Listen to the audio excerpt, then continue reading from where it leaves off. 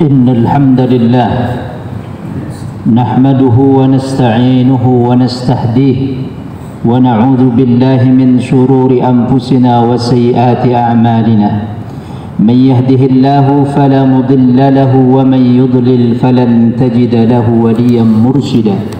أشهد أن لا إله إلا الله وحده لا شريك له وأشهد أن سيدنا محمدا عبده ورسوله صفيه وخليله صلوات الله عليه وعلى آله وأصحابه ومن صار على نهجه واستنى بسنته إلى يوم القيامة. وبعد، إخوة الإيمان، أوصيكم وإياي بتقوى الله، فإن التقوى مفتاح السعادة والفلاح في الدنيا والآخرة.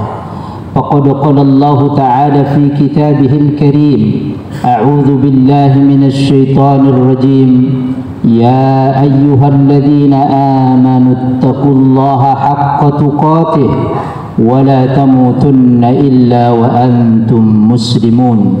وقال أيضا في سورة أخرى: بسم الله الرحمن الرحيم، يا أيها الناس اتقوا ربكم إن زلزلة الساعة شيء عظيم يوم ترونها تذهل كل مرضعة عما أرضعت وتضع كل ذات حمل حملها وترى الناس سكارى وما هم بسكارى ولكن عذاب الله شديد.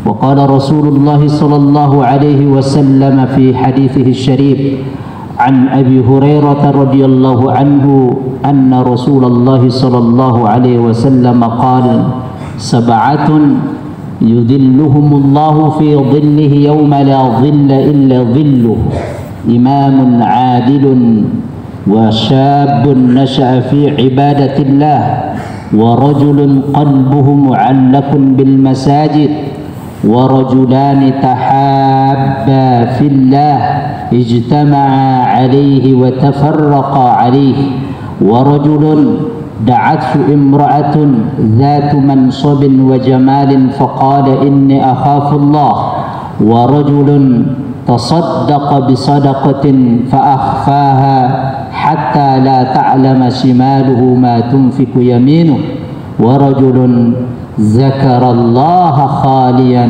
ففاضت عيناه. Rawahul Bukhari. Ma'asyiral muslimin, saudara-saudaraku, sidang Jumat yang dimuliakan Allah Subhanahu wa taala. Pertama kali syukur dan puji kita panjatkan kehadirat Allah Jalla Majduhu di hari yang penuh dengan keberkahan kemuliaan ini, Sayyidul Ayyam, penghulu dari sekian hari.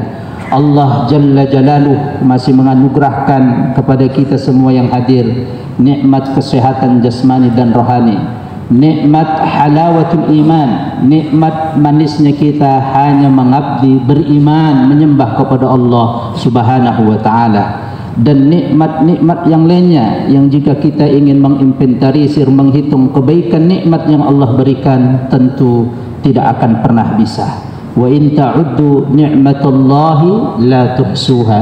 Jika kau ingin menginventarisir kebaikan, menghitung nikmat yang Allah berikan dalam hidup kita, tak akan pernah engkau bisa. Karenanya para ulama mengatakan nikmat kebaikan yang Allah berikan kepada kita di dunia ini lebih banyak daripada musibah dan cobaan. Sebagai bentuk syukur kita atas nikmat-nikmat tersebut, di atas datang kita di tempat ini dalam rangka merespon, menjawab panggilan Allah Subhanahu wa taala, ya ayyuhalladzina amanu idza nudiya lis-salati min yaumil jum'ah fas'au ila dzikrillahi wa dzarul bai' dzalikum khairul lakum in kuntum ta'lamun. Wahai orang-orang yang beriman, jika diseru, dipanggil untuk menunaikan ibadah salat Jumat, bersegeralah untuk memenuhi panggilan Allah dan tinggalkan sejenak tradingmu, jual belimu, bisnismu, pekerjaanmu. Zalikum, yang demikian itu kata Allah, khairul lakum, lebih baik, lebih berkah bagi kamu. In kuntum ta'lamun, jika kamu mengetahui kebaikan keberkahan yang ada pada solat Jumat tersebut. Teriring doa kita semua, semoga Allah Subhanahu wa taala menerima segala amal soleh, amal baik yang kita lakukan dari Jumat lalu sampai bertemu dengan Jumat ini, dan semoga Allah Subhanahu wa taala memaafkan, mengampunkan kesalahan, kekhilafan, kekurangan dan dosa-dosa kita. Amin ya rabbal alamin. Salawat dan salam mari sama-sama jamaah Jumat kita sampaikan siang hari ini kepada keharibaan teladan kedua kita, junjungan kita Nabi besar Muhammad sallallahu alaihi wasallam, kepada seluruh keluarga beliau, kepada seluruh sahabatnya, tabi'in, tabi'ut tabi'in, dan kepada siapa saja dari umatnya yang senantiasa setia istiqamah mengikuti jejak langkah risalah-risalah beliau kelak.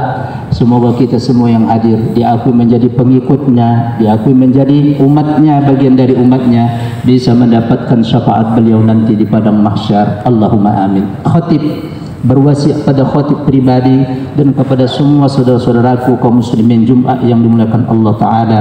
Hayya nujaddidu imanana walau sa'ah. Mari momentum kesempatan yang baik ini kita pergunakan untuk mencarger, mengecas komitmen keimanan, keislaman kita kembali kepada Allah Subhanahu wa taala.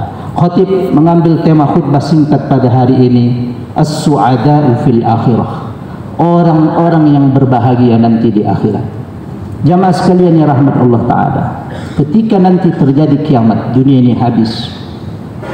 Allah sebutkan saking dahsyatnya itu satu dari sekian ayat dalam Quran. Dalam surat 22, surat Al-Hajj, ayat 1 dan 2. Saking ngerinya terjadi kiamat. Allah Subhanahu wa taala berfirman, "A'udzubillahi minasyaitonir rajim. Ya ayyuhan nasu taqu rabbakum." Wahai sekalian manusia, bertakwalah kamu kepada Tuhan, maksudnya kepada Allah. Ayat ini turun di kota suci Mekah sebelum Nabi hijrah ke Madinah. Ayat-ayat yang berkaitan erat korelasi dengan akidah semuanya turun di kota Madinah. Ayat ini menerangkan tentang nanti terjadinya kiamat, keimanan kepada hari akhirat. Inna zalzalatas sa'ati syai'un azim. Sesungguhnya goncangan terjadinya kiamat itu sangat dahsyat. Kalau kita berada di gedung tinggi ada gempa, itu belum seberapa.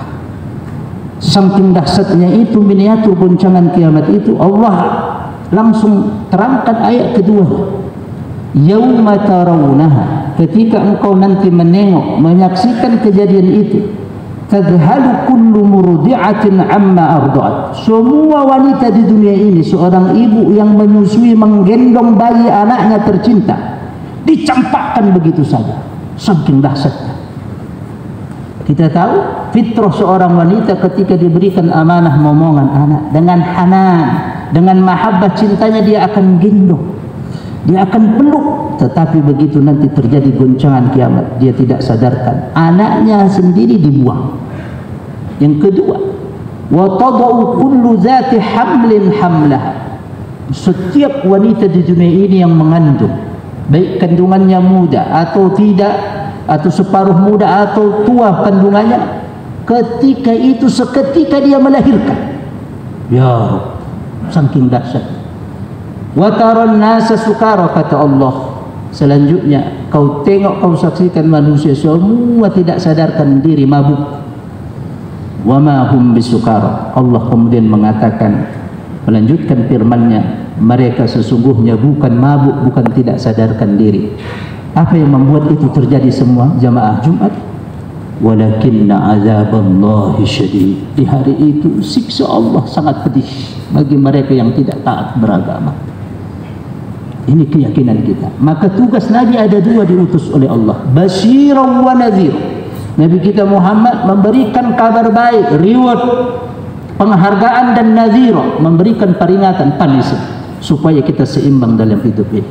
Ayat ini menerangkan ngerinya terjadinya kiamat. Tetapi nanti ternyata ada pengecualian, istisnaiyat, exception. Orang-orang yang berbahagia Allah golongkan ketika terjadi itu mendapatkan posisi di hadapan Allah, orang-orang yang istimewa. Sebagaimana termaktub dalam Hadis Bukhari Muslim meriwayatkan dari Abu Hurairah. An Abi Hurairah radhiyallahu anhu anna Rasulullah SAW qala, dari sahabat Nabi Abu Hurairah, nama asli beliau Abdurrahman bin Sohor, satu-satunya sahabat yang banyak meriwayatkan hadis Nabi. Inilah pengecualian orang yang berbahagia nanti di akhirat. Demikian ngerinya, tapi ada orang yang tenang-tenang. Allah perlakukan dengan perlakuan yang luar biasa. Siapa itu? Sab'atun yuzilluhumullahu fi dhillihi yawma la dhilla illa dhilluh. 7 golongan, 7 orang, 7 kalangan yang Allah berikan naungan tempat berteduh di hari itu. Sebagaimana dalam hadis lain disebutkan oleh Rasul, as-samsu shibr min ru'usin nas. Ini keimanan kita hari akhirat, bahwa matahari nanti hanya beberapa jengkal jaraknya dari kepala manusia. Tapi orang-orang ini bahagia sekali, diperlakukan istimewa oleh Allah. Bak seorang raja, bak seorang pimpinan. Siapa mereka?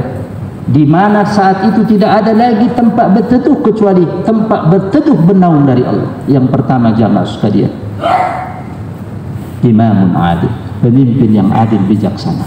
Berarti Islam memberikan perhatian kepada kepemimpinan, perhatian yang luar biasa.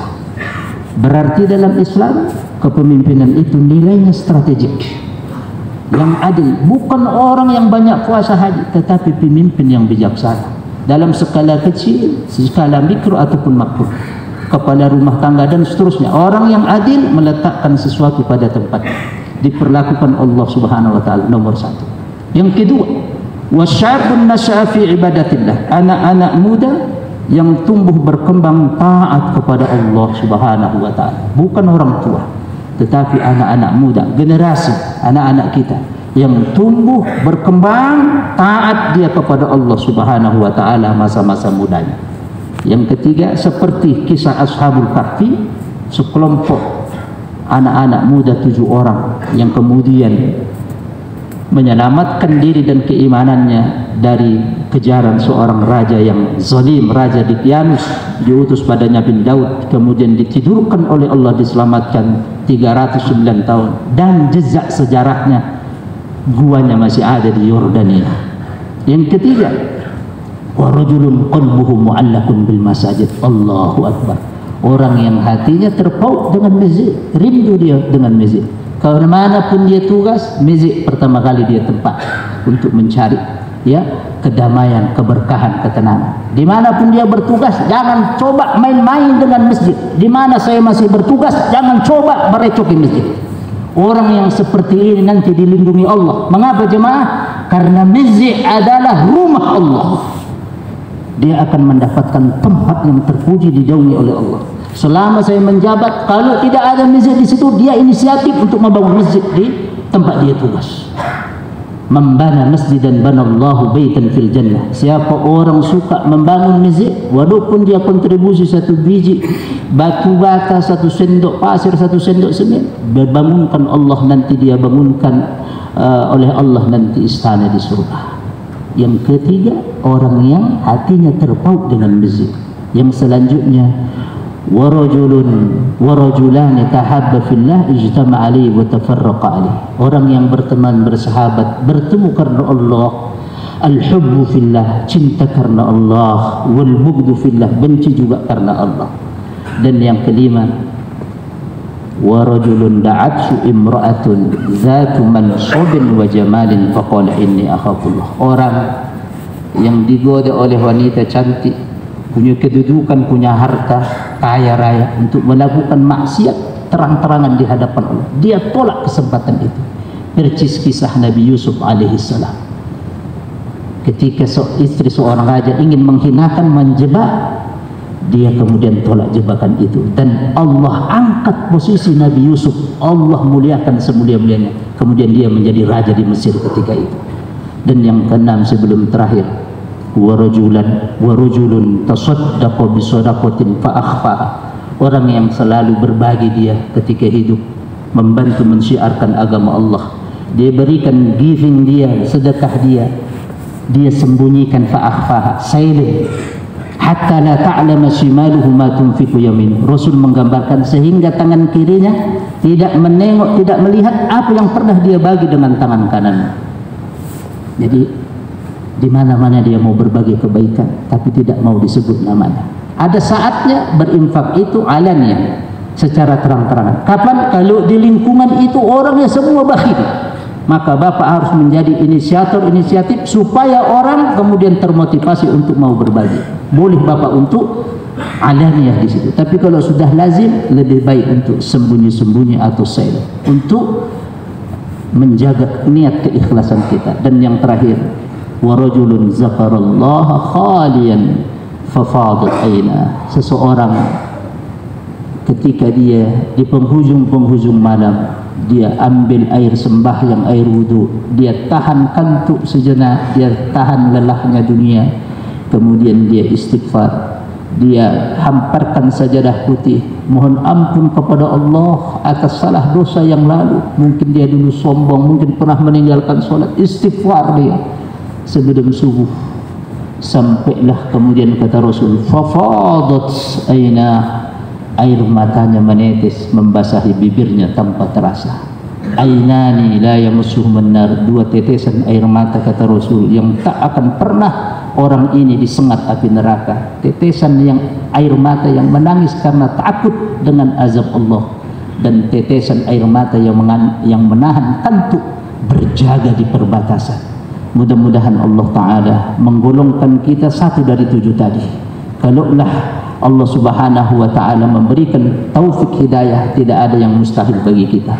Semoga Allah Subhanahu wa Ta'ala memberkahi kita semua. Semoga Allah Subhanahu wa Ta'ala menjadikan kita orang-orang yang kelak nanti mendapatkan nauman lindungan di padang mahsyar. Allahumma amin. A'udzubillahi minasyaitonir rajim. Bismillahirrahmanirrahim. Wal 'ashri innal insana lafi khusrin illa allazina amanu wa amilus solihat wa tawassaw bil haqq wa tawassaw bis sabr. بارك الله لي ولكم في القرآن العظيم ونفعني وإياكم بما فيه من الآيات وذكر الحكيم. أقول قولي هذا واستغفر الله لي ولكم ولسائر المسلمين من كل ذنب فاستغفروه إنه هو الغفور الرحيم. اللهم صل على سيدنا وعلى آله سيدنا محمد حمدا وشكرا لله والصلاة والسلام على رسول الله وعلى آله وصحبه وواله. وبعد إخوة الإيمان عباد الله أوصيكم وإياي بتقوى الله فقد فاز المتقون. فقد قال الله تعالى في كتابه الكريم أعوذ بالله من الشيطان الرجيم وتزودوا فإن خير الزاد التقوى واتقون يا أولي الألباب. وقال أيضا إن الله وملائكته يصلون على النبي يا أيها الذين آمنوا صلوا عليه وسلموا تسليما. اللهم صل على محمد وعلى آل محمد كما صليت على إبراهيم وعلى آل إبراهيم وبارك على محمد وآل محمد كما باركت على إبراهيم وآل إبراهيم إنك حميد مجيد. وارض اللهم عن أصحاب رسول الله صلى الله عليه وسلم ساداتنا أبي بكر وعمر وعثمان وعلي وعن الصحابة أجمعين وعنا معهم بجودك وكرمك يا أرحم الراحمين. اللهم اغفر للمؤمنين والمؤمنات والمسلمين والمسلمات الأحياء منهم والأموات إنك سميع قريب مجيب دعوات يا قاضي الحاجات. اللهم أعنا على ذكرك وشكرك وحسن عبادتك. اللهم يسر أمورنا ولا تعسر علينا وتمم بالخير يا أرحم الراحمين. اللهم انصر إخواننا المسلمين المستضعفين في غزة. اللهم كن لهم ناصرا. اللهم انصرهم نصرا عزيزا. اللهم انصر إخواننا المسلمين المجاهدين في غزة وفي أرض فلسطين إنك على كل شيء قدير. اللهم عليك اليهود وأعوانهم المعتدين المحتلين يا منزل الكتاب ومزري السحاب هازم الأحزاب اهزمهم إنك على كل شيء قدير زلزل أقدامهم زلزالا شديدا فرق جمعهم وشتت شملهم يا ذا الجلال والإكرام اللهم أعد المسجد الأقصى إلى رحاب المسلمين وأكرمنا الصلاة فيه قبل الممات يا أرحم الراحمين ربنا آتنا في الدنيا حسنة وفي الآخرة حسنة وقنا عذاب النار عباد الله إن الله يأمر بالعدل والإحسان وإيتاء ذي القربى وينهى عن الفحشاء والمنكر والبغي يعظكم لعلكم تذكرون فاذكروا الله يذكركم واشكروه على نعمه يزدكم ولذكر الله أكبر والله يعلم ما تصنعون أقم الصلاة